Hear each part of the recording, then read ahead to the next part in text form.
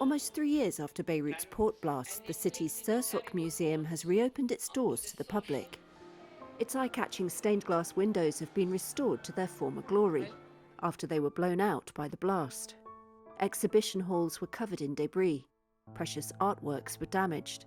The museum is in the heart of Beirut's Ashrafi neighbourhood, one of those most affected by the August 2020 explosion.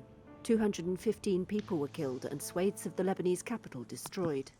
On Friday, the Sursock reopened with 5 exhibitions. Some explored the museum's journey while others tackled Beirut's history. This was museum director Carina Al Helu. Our reopening is a resistance, this one. It's a joyful moment.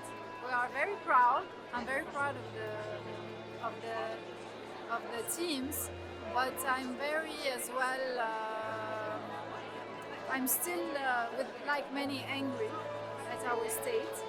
And I think that we shouldn't just celebrate, we should show that this is an act of resistance.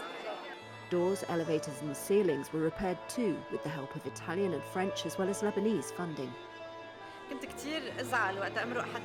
Visitor Randa Farah says passing the closed museum saddened her, and its reopening was a glimmer of hope for the Lebanese.